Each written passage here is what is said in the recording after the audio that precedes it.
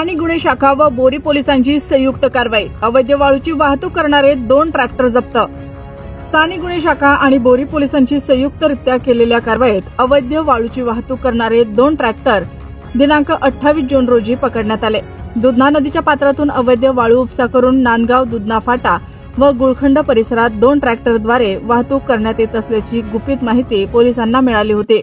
गुपित माहितीच्या आधारे जिल्हा पोलीस अधीक्षक रवींद्रसिंग परदेशी यांच्या मार्गदर्शनाखाली स्थानिक गुन्हे शाखेचे पोलीस निरीक्षक विवेकानंद पाटील व बोरी पोलीस ठाण्याचे सहाय्यक पोलीस निरीक्षक सुनील गोपिनवार यांच्या आदेशाने स्थानिक गुन्हे शाखेचे सिद्धेश्वर चाटे, नामदेव डुबे, राम पौळ व बोरी पोलीस ठाण्याचे कौसडीचे बीट जामदार सिद्धार्थ कोकाटे, अनिल शिंदे यांनी सापळा रचत महिंद्रा कंपनीचा लाल रंगाचा व जॉन डियर कंपनीचा हिरव्या रंगाचा असे एकूण 2 ट्रॅक्टर पकडलेत। राम पौळ यांच्या फिर्यादीवरून आरोपी रामप्रसाद विठ्ठलराव शिंपले राहणार आर्वी व सिद्धार्थ कोकाटे यांच्या फिर्यादीवरून आरोपी शेख शकील शेख मगदूस राहणार वालूर यांच्यावर महाराष्ट्र जमीन महसूल अधिनियम प्रमाणे गुन्हा दाखल करण्यात आला आहे।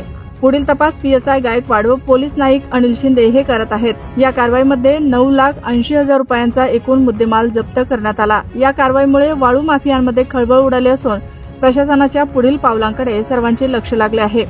स्थानिक नागरिकांनी या कारवाईचे स्वागत केले असून अशा कारवाया नियमितपणे व्हाव्यात अशी मागणी देखील नागरिकांमधून होत आहे।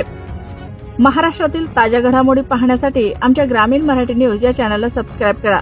बातमी आवडल्यास बातमीला लाईक आणि शेअर करा।